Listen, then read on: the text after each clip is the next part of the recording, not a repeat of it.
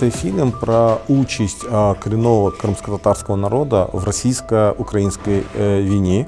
Метою цього фільму є інформування українського суспільства, що кримські татари, як і звичайні етнічні українці, представники інших народів, беруть активну участь в цій боротьбі, і що звільнення Криму і майбутнє Криму залежить від того, наскільки буде Україна мати суверенітет в рамках цих кордонів, які міжнародно визнані.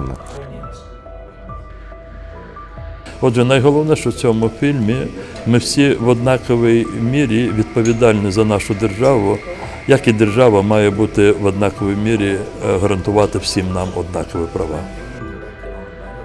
Фільм прекрасний і дуже важливо, щоб таких фільмів або інформаційних кампаній загалом з'являлося більше, тому що про воїнів кримчан або воїнів громадян України, які воюють у лавах Збройних сил, і хто є етнічними кримськими татарами, дуже важливо розповідати, тому що на це дійсно дивляться загалом в Україні, дивляться в Криму.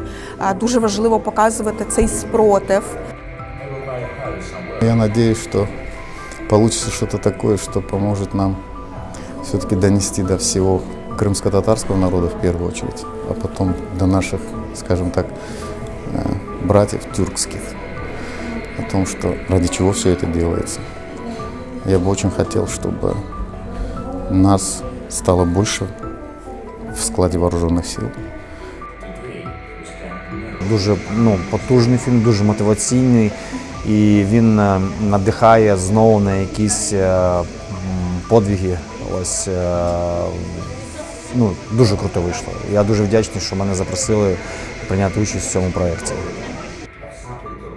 Такі фільми, вони дійсно потрібні, щоб показати, що є люди, які будуть йти до кінця. Як мій чоловік, він сказав мені так: я не повернуся додому, поки ми не звільнимо Крим.